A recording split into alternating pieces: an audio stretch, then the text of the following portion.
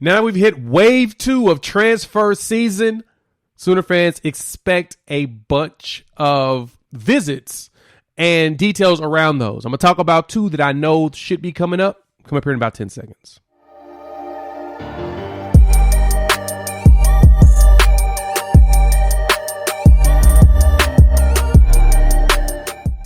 What's good, everybody? It's your boy Jay here with Unfair Sports, where we take a pensive approach to the sports conversation.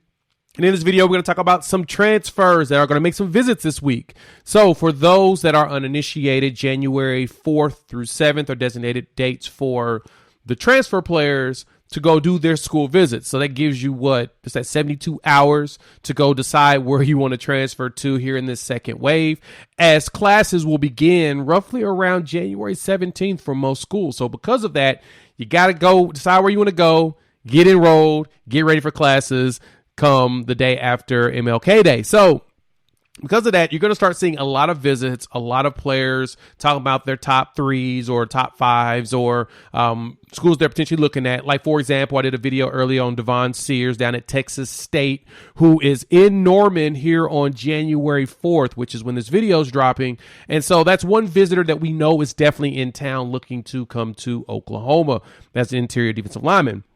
Now, there's another defensive lineman that I've been looking at, Rondelle from Wake Forest. Now, Rondelle will have 1 year left of eligibility. He will be a senior coming in, holds a career numbers of 136 tackles as well as 16 and a half sacks. And the last couple of years, he's put up some pretty good numbers. At 93 tackles, 14 sacks, 4 forced fumbles, 3 pass deflected over the last 25 games. And so I think what's key with him is the dude's a monster. Like right here in this video where he decided to snatch up both the quarterback and the running back in the backfield. And having a player like this is something that Oklahoma, of course, will thrive for or love to have, specifically because the tackles for loss piece is key in the Brent Venables defense. I've talked about it ad nauseum, and I will not stop talking about it. That's one key metric to pay attention to what Coach Venables and his staff is looking for on the defensive side. Guys that can get in the backfield, get those tackles for the loss, because if you can do that consistently, that leads to 3 and outs on a regular basis. And stops on the 4th. We saw a little bit of that against Florida State. Florida State did not do very well on 3rd down against us like other teams have this entire season. Getting players like Bothroyd would be fantastic to add to the arsenal of leaders and seniors and veterans that can go out there and get those tackles for the loss. And then a player like Devon Sears, who will have 2 years left of eligibility, that gives you someone to develop into someone that could be a threat over the next year, adding in all the freshmen that we have coming in and the sophomores and redshirt freshmen that we have currently on the roster.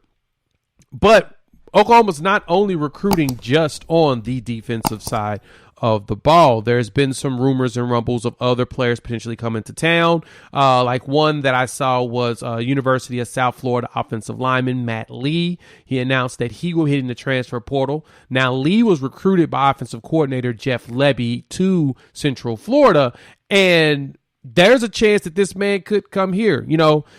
He started 30 games. He's on the Remington watch as an offensive lineman, 435 passing block snaps and only 2 pressures allowed in 2022. No sacks. He is one of the top graded offensive linemen by Pro Football Focus in their metrics of every snap, every play. We could use that. That's one player I would love to have here, and I'm hoping that we can set up a visit. I'm hearing rumors that there are visits set up to bring him out. We'll see if those come to fruition.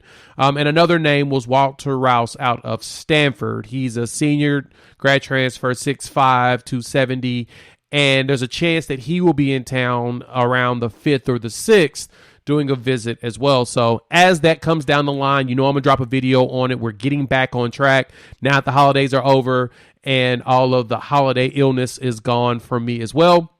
We're going to drop all that content and make sure you guys are well informed. So jump in the comments, let your boy know what you think about these players. You think we can get Bothroyd because I think Rondelle will be fantastic here as a Sooner coming from Wake Forest. Just giving us another year of spark on the defensive line as we bring in these new regime of players like our Mason Thomas as he's blossoming, and PJ Adebayo and Derek LeBlanc, and getting all of those players going, Taylor Wine, getting those recruits built, ready to dominate at this level. I would love to have veteran presence to go with it. So if you're new to the channel, hit the like, subscribe, and the bell notification, especially since you made it this far. You may as well show that love. With that, we'll have some more videos coming down the line in the next day or two. We'll talk about the Under Armour All-American game as well and some highlights from our great players in our class that performed.